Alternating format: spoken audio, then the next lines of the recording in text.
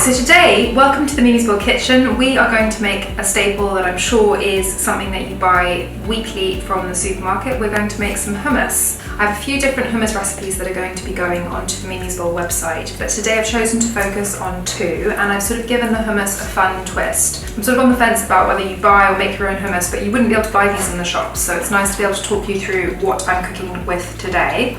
We're going to do a lovely spring hummus, which is using peas, which are one of our spring seasonal picks. So the base is peas, we're using a cannellini bean, we've got some lovely lemon, and then we're using some tahini and olive oil to make it into a classic hummus. And I think by adding in something like peas, you're getting a bit of added nutrition in the hummus, and this is a great spread or dip or snack. Whilst we're just on the subject of hummus, tahini is one of the classic ingredients for binding hummus, and it's made from ground sesame seeds. It's not suitable for anyone with a nut allergy, and when you're going through the process of weaning, you need to approach ingredients like this, which are high allergen, in conjunction with your health advisor.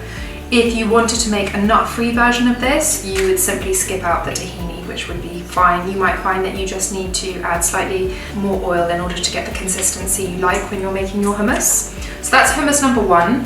Hummus number two is going to be a delicious hummus. This is actually my favourite one, and it's made with roasted sweet potato. I always have roasted sweet potato or roasted butternut squash in my fridge.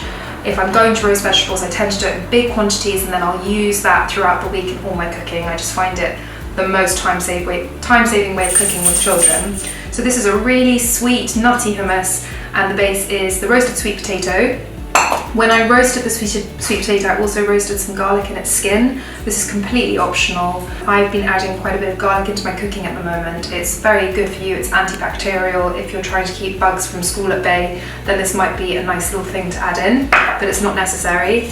We're using classic chickpeas for hummus and tahini and olive oil. And this makes a lovely hummus, which we'll be serving with some wholemeal pita bread. So hopefully this will inspire you to make some hummus at home. It takes a few minutes to throw hummus together, and obviously it will keep in the fridge for a couple of days.